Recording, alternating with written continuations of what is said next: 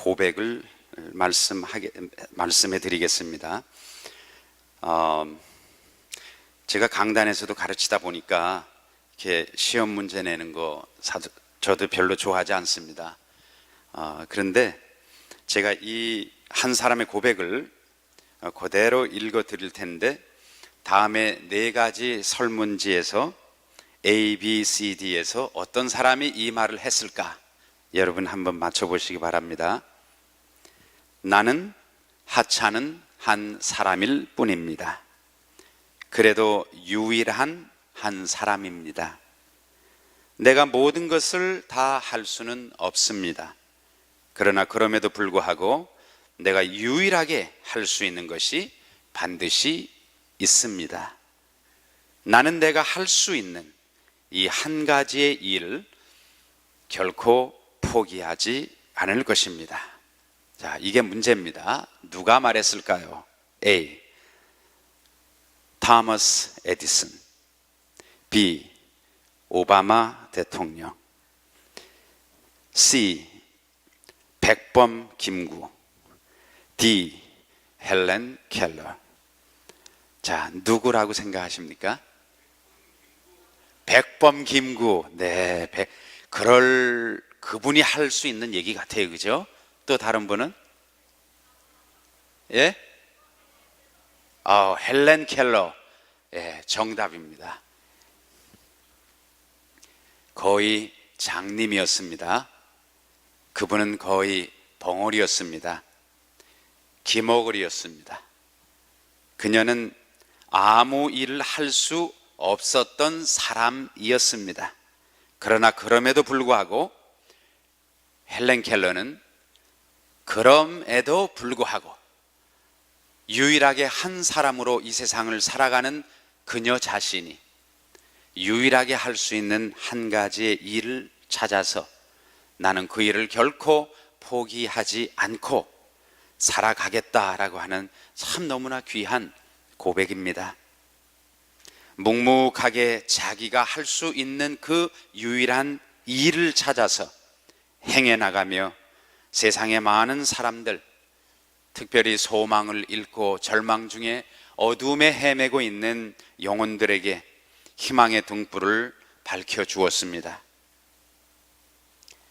그러나 여러분, 신체적인 이런 극심한 장애에도 불구하고 위대한 삶을 살아나갈 수 있도록 이름도 없이 빛도 없이 헬렌 켈러 여사 디우의 배후에 그녀를 일생 동안 가르쳤던 한 여선생님이 계셨는데 여러분이 아실 수도 있습니다. 앤 설리번이라고 하는 사랑으로 이 참 보지도 듣지도 말하지도 못하는 학생을 가르친 분입니다. 어린 소녀 헬렌을 데려다가 한 번은 물이라는 거, 워러, 우리가 말하는 이 물이라는 것을 가르쳐 주기 위해서 보지도 못해요, 듣지도 못해요, 말도 못하니까 같이 헬렌 켈러의 손을 잡고 물속에 뛰어들기도 하고 물을 가지고 손으로 흔들어 보기도 하고 느끼기도 하고 하면서 그 물이라고 하는 하나의 개념을 그 소녀에게 심어주기 위해서 엄청난 노력을 기울였습니다. 자, 앤 설리번 선생님이 헬렌 켈러의 인생에 없었더라면 헬렌 켈러가 가능했을까요? 결코 가능하지 않습니다. 여러분은 단 한 사람이라도 부러울 수 있는 어떤 위대한 능력과 가능성에 대해서 상상해 보셨습니까?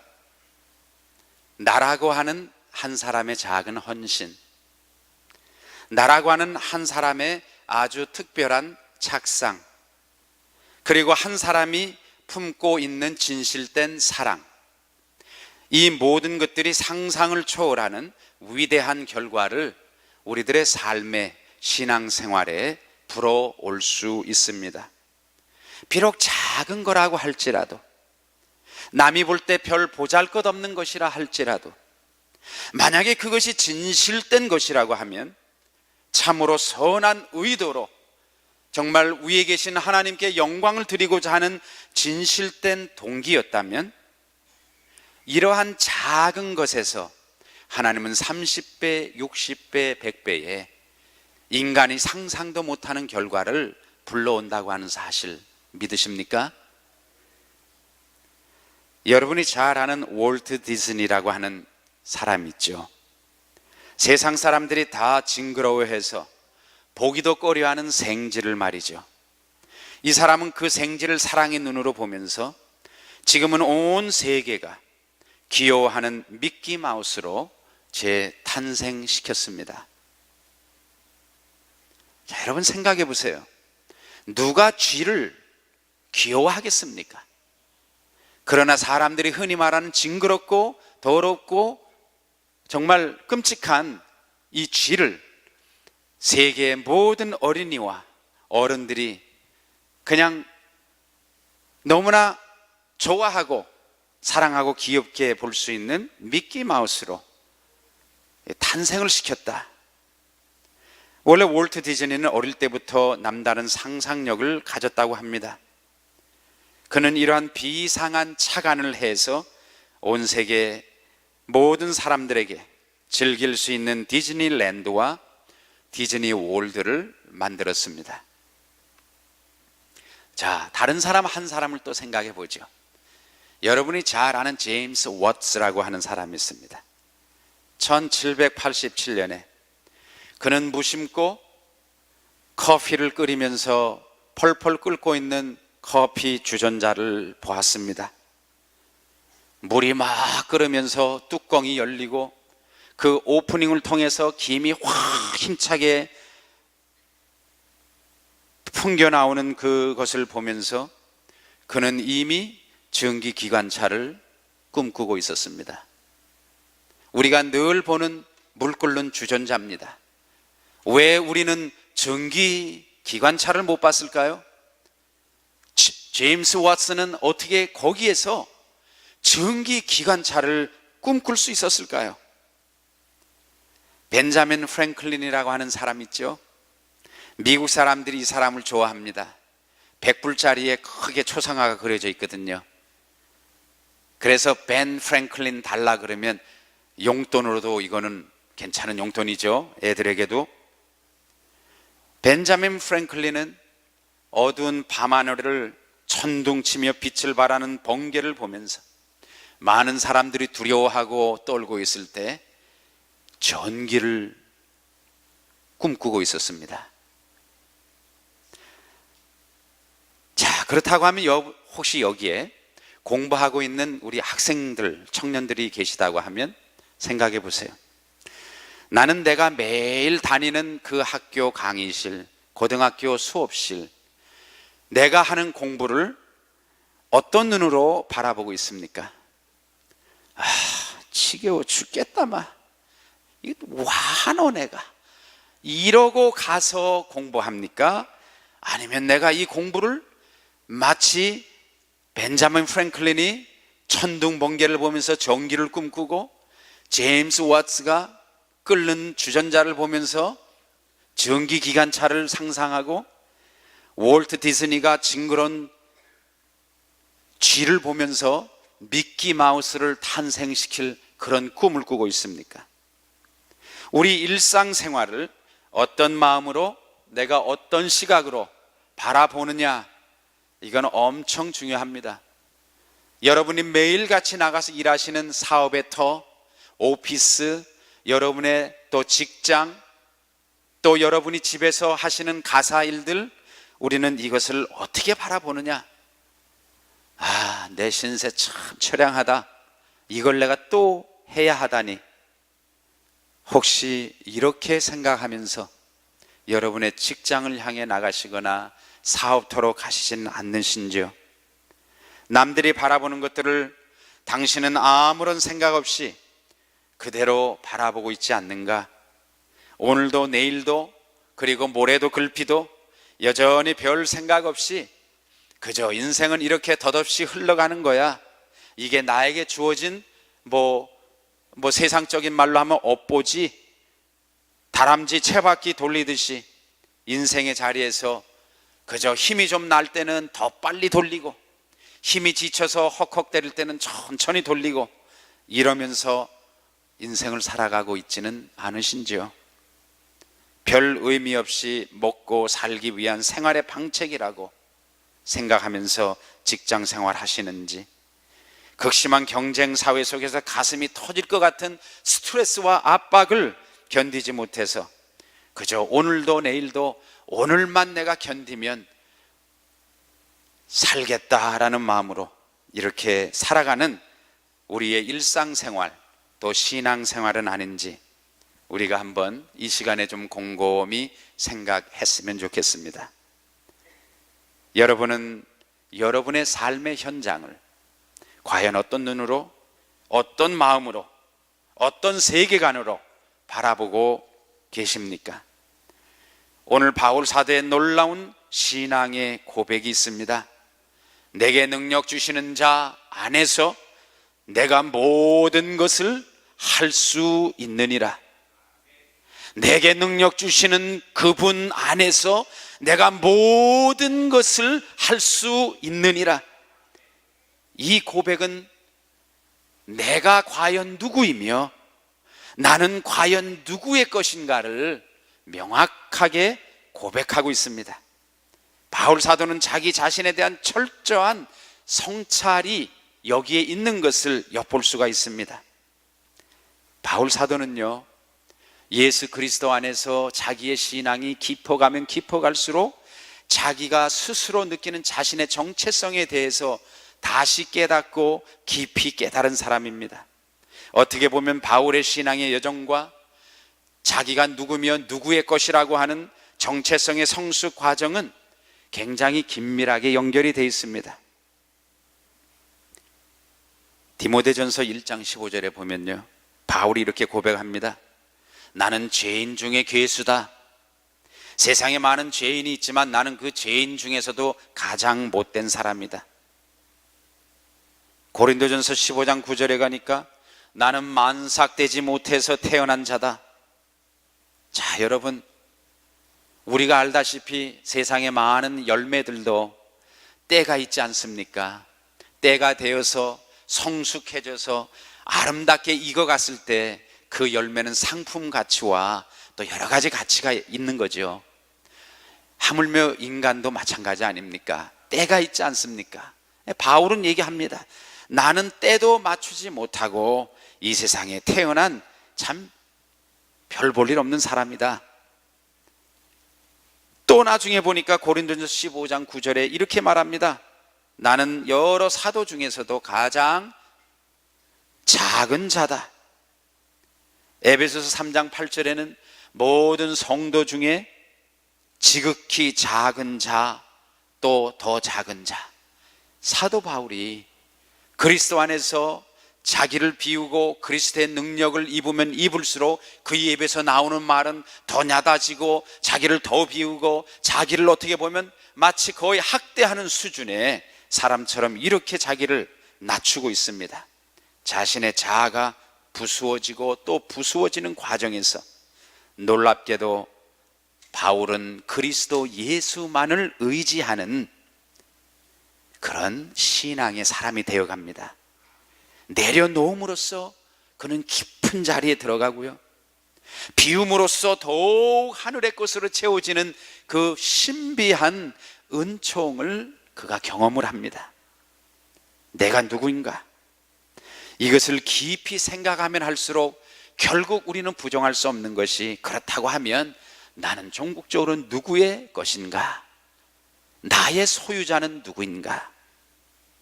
나에게 주어진 외부 환경의 상황이 우리 많은 사람들의 기쁨과 행복을 주관하는 것이 아닙니다. 환경적 상황에서 상관하지 않는, 변치 않는 하나님의 신실하심, 하나님의 풍성하신 은혜와 그 사랑, 하나님 아버지의 끊이지 아니하시는 인도와 보호하심을 확신하는 믿음이 바울에게 있었기 때문에 그는 그렇게 고백하는 것이죠. 삶의 여정 가운데 때로는 내 사업이 잘 되고, 때로는 우리 아이들이 너무너무 일이 잘 풀리고, 잡도 그대로 좋은 잡을 탁 잡고, 남편이 운영해 나가는 사업도 일치월장 번창해 나가고 모든 주위의 모든 것이 너무 잘 돼갈 때 사람들은 감사하고 기뻐합니다. 그러나 반대로 마음먹은 대로 되지 않을 때, 내가 투쟁하고 투자하고 헌신했는데도 열매가 보이지 않을 때 사람들은 그 자리에서 또 주저앉기도 합니다. 그러나 사실 우리의 상황보다도, 우리의 좋고 나음보다도 이러한 상황과 모든 일체의 상황 속에서 나는 기뻐할 수 있는 비결을 배웠다. 사도 바울의 12절의 고백이 그거 아닙니까? 나는 비천에 처할 줄도 알고 풍부에 처할 줄도 알아 모든 일 곧 배부름과 배고픔과 풍부와 궁핍에도 처할 수 아는 일체의 모든 비결을 배웠노라. 그리고 그 다음 절에 뭐라 그럽니까? 내게 능력 주시는 자 안에서, 내게 능력 주시는 그리스도 예수 안에서 나는 모든 것을 할 수 있느니라. 상황이 나를 억눌러도 나는 할 수 있다는 겁니다. 왜냐 하면은 그리스도께서 원하시고 계시니까. 어느 누구에게나 찾아오는 인생의 사계절이 있습니다. 기쁨과 희망을 가지고 씨앗을 뿌리는 봄과 같은 계절이 있어요. 정말 말 그대로 저 푸른 초원 위에 그림 같은 집을 짓고 꿈꾸는 그런 시절이 있습니다. 헌신과 땀과 눈물을 뿌리면서 이제 돋은 싹을 막 키워나가는 떼약볕 밑에서 수고해야 하는 참 힘든 기나긴 여름이 있습니다. 그러나 이러한 계절을 지나기에 황금 물결 춤추는 성숙해가는 인생의 열매를 바라보면서 감사하는 추수의 계절이 다가옵니다. 그렇지만요, 인생은 또 살아보니까 그렇지만도 않더라고요. 이만하면 됐다, 이제 열심히 일해서 이만하면 이젠 좀 먹고 살만 할 것 같아. 그런데 예기치 않은 시련이 다가옵니다. 건강 문제가 남의 문제가 아니라 내 문제로 다가오고요, 그렇게 건강하시던 부모님들이 퍽 쓰러지십니다. 저도 이거 다 경험한 일들입니다. 그러면서 추운 외롭고 추운 실존의 겨울 광야에서 아무도 나를 가까이 하지도 않는 것 같이 나 혼자 외로운 시련의 바람을 맞는 것처럼 그렇게 터벅터벅 걸어가면서 넋두리도 하죠. 난 정말 바보처럼 살았군요. 이게 유행가 가사뿐만이 아닙니다. 이게 우리들도 할 수 있는, 얼마든지 나올 수 있는 고백이죠.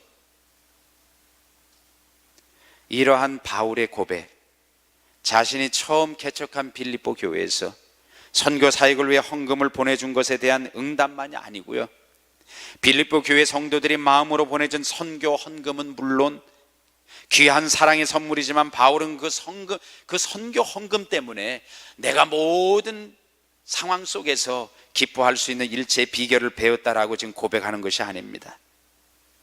그 모든 것들에 대한 어떠한 상황에 대해 대처할 수 있는, 어떠한 고난도 좌절하지 않고 부둥켜 안을 수 있는 신앙의 고백을 지금 말하고 있는 거죠. 무엇이 그로 하여금 그런 신앙의 자리에 있게 하였을까? 어떠한 풍부함 속에서도 교만하지 아니하고 어떠한 어려움 속에서도 좌절하지 아니하는, 정말 큰 바위처럼, 큰 소나무처럼 강풍이 불어도 굳굳이 서 있는 그런 신앙이 됐을까요? 여기서 제가 여러분들에게 제시하고자 하는 것은 한 두 가지가 있는데요, 그 첫 번째가 복음이 우리에게 제시하는 세계관입니다. 자, 여러분, 복음이 우리에게 제시하는 세계관, 인생관은 풍부한 세계관이라는 것을 믿으시기 바랍니다. 이것은 궁핍된 세계관이 아닙니다. 세상은 우리들에게 계속 말합니다. 이 세상은 자원이 부족하다, 물질도 부족하다, 돈도 부족하다, 사랑도 부족하다. 그렇기 때문에 너는 계속 싸워야 된다, 투쟁해야 된다. 왜? 남보다 뭐하는 자원을 내가 끌어오고 남보다 더 많은 사랑을 받기 위해서도 형제들 간에도 싸워야 된다. 이렇게 우리를 주입합니다. 그렇지 않습니까? 이런 세계관을 가지고 우리가 살아가면 어떻게 되겠습니까? 모든 것을 쟁취하고자 하는 전투태세로 우리는 매일매일 살아갑니다. 이런 인생관과 이런 세계관을 가지고 살아가면 아마 얼마 안 돼서 아마 스트레스로 다 병들어서 정말 고생하실 것입니다. 그런데 하나님이 우리에게 제시하는 세계관은요, 굉장히 풍부한 세계관입니다. 하나님의 거룩하심은 인류의 모든 사람이 지금까지 지어온 죄, 지금 짓고 있는 죄, 앞으로도 짓고 갈 그 죄들이 다 합해져서 하나님의 거룩한 그 커다란 어떤 그릇에 떨어졌다 해도 그것은 하나님의 거룩함에 조금도 손상을 입히지 못합니다. 제가 지금 무슨 세계관을 얘기하시는지 알겠죠? 반대로요, 여러분과 제가 금식 기도를 하면서 의를 하고 정의를 베풀고 선을 행하면서 우리가 거룩하게 매일 살아간다 할지라도요, 세상의 모든 인류가 이렇게 거룩하게 살아가도 하나님의 거룩함에는 그게 하나도 도움이 안 된다는 겁니다. 무슨 뜻입니까? 우리는 뛰어봤자 망둥이라는 얘기예요. 태평양 그 많은 물을 커피 티스푼으로 주워 담는 그것보다도 못한 겁니다. 여러분, 우리가 지금 섬기고 예배하고 경배하는 하나님은 이렇게 크신 분이십니다. 이런 분이 우리의 뒤에 계셔서 우리의 등을 미시고 내가 너를 불렀고 지명하였나 넌 내 것이라, 나의 강한 오른손이 너를 붙들어 주리라, 물로 지나가도 불로 지나가도 불이 너를 태우지 못하리라, 이렇게 약속하시는데 우리는 뭐예요? 믿지 못하니까 어떻게 해요? 매일 내가 가진 그곳으로 바둥바둥 싸우고 격투하고 궁핍 속에서 살아가니 하나님이 보시면 마음이 참 아프실 것 같아요. 자, 그래서 바울이 가진 이 세계관, 풍성한 세계에 대한 믿음, 그렇기 때문에 그는 우리의 세계는, 한번 여러분 생각해 보세요. 사람이 배려할 수 있다, 인정을 가질 수 있다, 덕을 베풀 수 있다고 하는 것은 뭐겠습니까? 그 사람이 풍부한 어떤 뭐가 믿는 게 있는 사람입니다. 겸손할 수 있는 사람이요, 겸손한 것은 기가 죽어서 할 말 못하는 게 겸손한 사람이 아닙니다. 겸손한 사람은 자신이 만만한 사람만이 겸손할 수 있습니다. 내가 내 자신이 없으면요, 겸손은 겸손한 척일 뿐입니다. 제가 지금까지 정말 존경스럽고 만나온 많은 분들 보면요, 진짜 겸손하십니다. 왜? 교만할 필요가 없는 사람들이에요. 그러니까 그렇게 겸손하시고 그렇게 베푸시고 그렇게 배려하세요. 대개 보면은 내 안에 공간이 전혀 없어서 자기도 숨 막히는 사람이 조그만 것에도 팍 터집니다. 궁핍한 세계에 대한 불신을 가지고 살아가면요, 마치 한 덩이의 고깃덩어리가 우리 삶의 현장에 턱 떨어진 것처럼, 그동안 일주일을 굶고 살은 2리 늑대떠처럼요, 그 고깃덩어리를 내가 한번 먹어보려고 으르렁거리고 싸우는 바로 그 현실이 지옥 아니겠습니까? 여기에는 양보가 없지요. 경쟁과 투기뿐입니다. 용서와 간용은 부재합니다. 이해요? 이해는 존재하지 않습니다. 자, 여러분, 여러분의 가정을, 여러분은 어떠한 세계관을 가지고 꾸며나가시길 원하십니까? 돈이 부족하다고요? 아이들에게 줄 사랑을 같이 나눌 시간도 부족하다고요? 내게 건강도 부족하다고요? 매일 이렇게 부족하다 하면은 우리의 가정이 어떻게 되겠습니까? 결코 부족하지 않습니다. 두 번째 또 생각할 수 있는 것은요, 우리가 흔히 많은 사람들이 생각하기를 내가 뭔가 나라를 위해서, 사회를 위해서, 하나님의 교회를 위해서, 복음 사역을 위해서 뭔가 위대한 일을 하고 싶다. 우리 그렇게 많이 생각합니다. 기도합니다. 그런데 한 가지 잘못 생각하는 게 있어요. 많은 사람들이 내가 위대하게 되었을 때 나는 위대한 일을 할 수 있다고 착각합니다. 여러분, 이거는 굉장히 불신앙적인 생각입니다. 하나님이 쓰시는 사람은 위대한 사람이 아닙니다. 하나님이 쓰시는 사람은 한 사람의 고유성을 알고 그 고유성을 인정하는 사람입니다. 제가 다시 말씀드립니다. 하나님이 크게 쓰시는 사람은 위대한 사람이 아니란 얘기입니다. 위대한 사람은 몇백 년 만에 한 번씩 나옵니다. 마르틴 루터, 존 칼빈, 이런 사람들 나옵니다. 마더 테레사 나옵니다. 매일 나옵니까? 거의 나머지 시간은요, 하나님은 내가 너를 이렇게 고유하게 창조했는데 그 고유성을 알아차리고 인정하는 사람을 하나님이 쓰신다는 겁니다. 자, 그러면 하나님의 복음 사역에 우리가 위대한 파트너가 되기 위해서는 위대함을 위해서 기도할 것이 아니라 오히려 유니크한 나의 고유성을 빛을 발할 수 있게 해달라고 기도하는 게 옳은 기도죠. 위대함을 통해서 역사하시기보다는 오히려 한 사람의 고유성을 통해서 역사하시는 하나님을 믿으시기 바랍니다. 한 시골교회 목사님이 있었습니다. 바그너라고 하는 목사님입니다. 이분이 한 번은 평범한 주일 예배 설교를 했습니다. 이때 그 회중 속에 생각하지도 못한 18세 소녀가 그 선포되어지는 말씀을 듣고 큰 은혜를 받았습니다. 그리고 이 소녀는 세계 대전 때 부상으로 죽어가던 많은 부상병들을 사랑으로 살려냈던 나이팅게일이 된 것입니다. 자, 매일 반복되어질 수 있는 설교죠. 매주. 그러나 어떤 적에는 이 설교가 참 기쁨으로 준비해야 되지만 저도 너무 여러 가지 상황이 어렵다 보면 기도가 막 여러 번 나갈 때가 있습니다.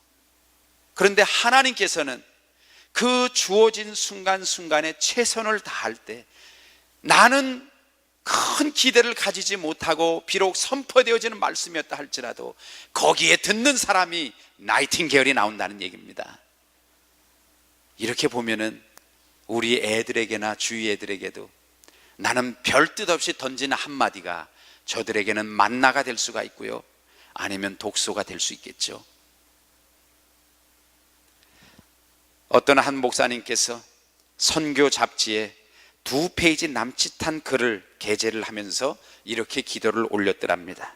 주님, 이 글을 읽는 어느 누군가의 마음을 성령께서 어루만져 주셔서 저 황무지 아프리카를 향한 선교의 불길이 일어나게 하여 주시옵소서. 우연히 이 짧은 글을 접하게 된 한 젊은 의사가 있었습니다. 이 선교에 대한 글을 읽고 자신의 평생을 초계처럼 바쳤던 슈바이처 선교사가 탄생한 것입니다. 하나님은 고유한 사람을 일반인적으로 일반인을 쓰시고요, 고유성을 가진 일반인을 쓴다는 겁니다. 여러분을 쓰신다는 얘기입니다. 하나님은 위대한 사람만 들어서 쓰시는 건 절대 아닙니다. 우리는 그저 평범한 한 사람으로 인생을 살아갑니다. 그것은 여러분들과 제가 마찬가지입니다.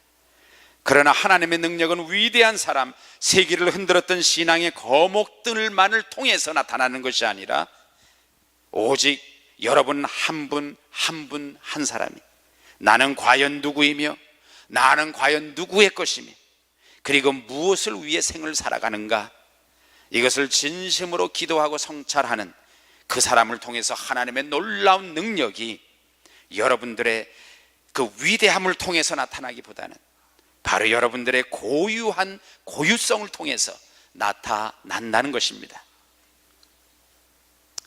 그래서 나만의 고유한 정체성, 하나님께서 허락하신 유일한 재능과 달란트와 모든 사람들에게 있는 이 유일한 것을, 자신만의 고유한 그 점을 발견해야 합니다.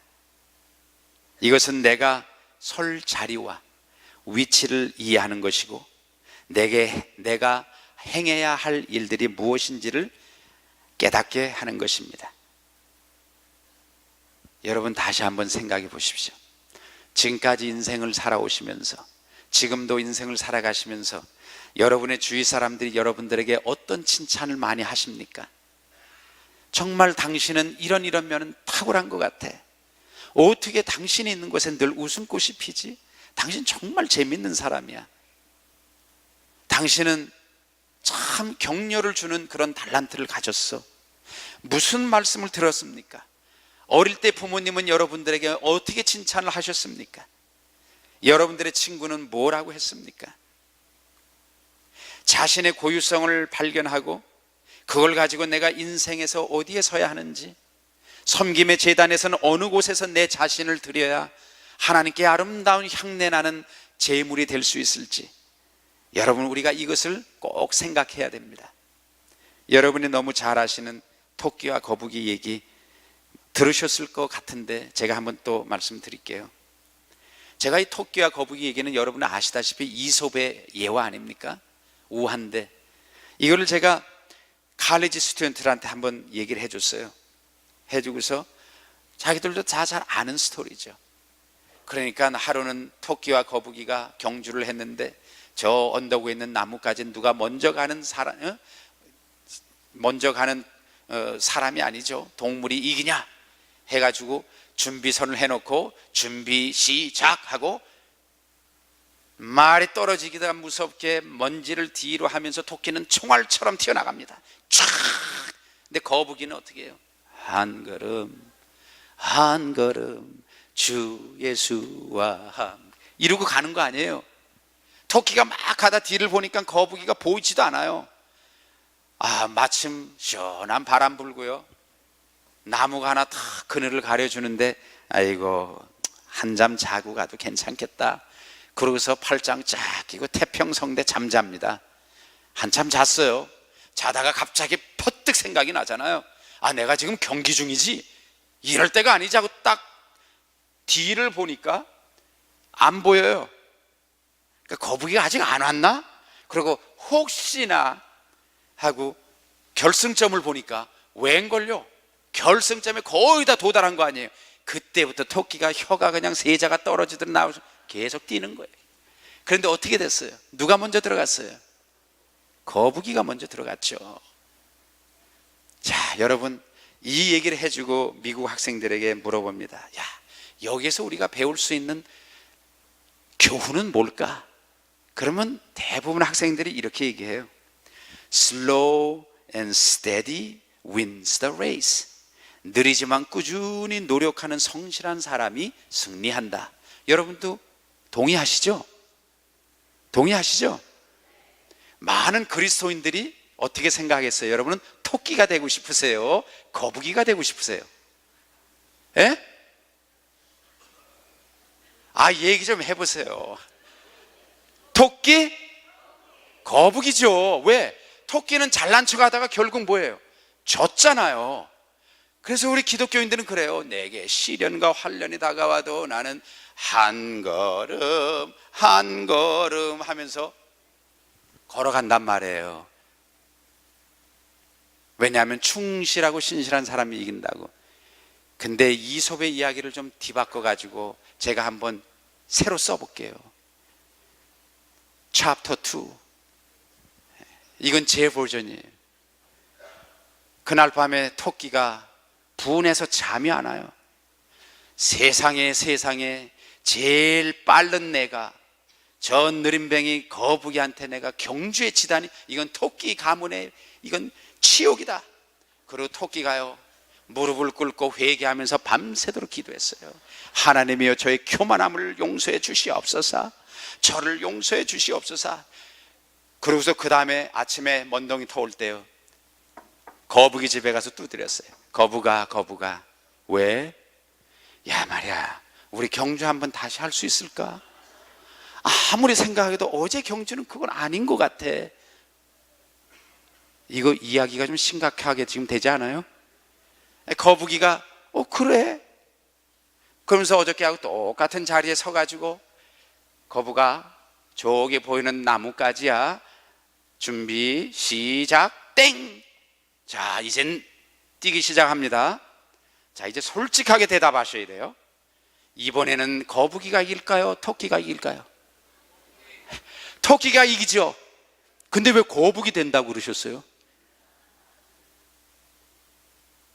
저는요, 많은 그리스도인들이 살짝 착각해서 거북이처럼 살아가는 분이 너무 많아요. 어떤 거북이냐? 이 두 번째 게임하는 거북이. 그건 뭐예요? 주여, 나는 노력하는데 왜 안 됩니까? 그래도 성실해야지. 기도가 모자라나 보다. 내 믿음이 적은가? 그럴 수도 있습니다. 그러나 더 중요한 건 뭘까요? 거북이가 토끼처럼 가서 그날 가서 또 기도해야 되는 거예요. 저라면 그 다음날 아침에 토끼한테 가서 또 문을 두드리고 도전장을 내밀 겁니다. 토끼야, 어제 보니까 그 게임은 아닌 것 같아. 오늘 게임을 한번 다시 해보자. 이번에는 물에서 하자. 나는 여기서 우리 누가 강을 먼저 건너가는지. 그럼 여러분, 이번엔 누가 이길까요? 거북이가 이기죠. 사랑하는 여러분, 물에서 경주하는 거북이 되시기를 축원합니다. 많은 그리스도인들이요, 자기가 설 곳을 몰라서 자기의 고유성을 찾지 못해가지고 토끼 흉내 내면서 어디서 경주해요? 땅에서. 그러면 백발백중 누가 이길까요? 토끼가 이겨요. 이솝이 쓴 우화는 한 번만 가능한 얘기입니다. 근데 인생은 그래요? 안 그래요. 저도 많은 분들 봤어요. 기도 열심히 합니다. 새벽 기도 한 번도 안 빼먹어요. 근데 하는 일마다 잘 안 돼. 왜 그럴까요? 자기 자신을 몰라서 그래요. 왜? 숙제를 안 한 거죠. 하나님이 얼마나 답답하시겠어. 쌓아놓고 지금 기다리신데 너는 여긴데 왜 맨날 땅에서 토끼하고 하면서 그렇게 깨지니? 얼마나 답답하시겠어요. 여러분은 인생의 경주에서 지금 어디에 계십니까? 여러분이 계셔야 할 장소에 계십니까? 아니면 남들이 다 좋다고 하니까 우르르 몰려가가지고 내가 있으면 완전히 지는 곳에서 계시면서 아버지여 왜 나를 버리시나이까? 하나님 어디 베케이션 가셨습니까? 정말 살아 계십니까? 이건 사탄이 우리를 유혹하는 거죠.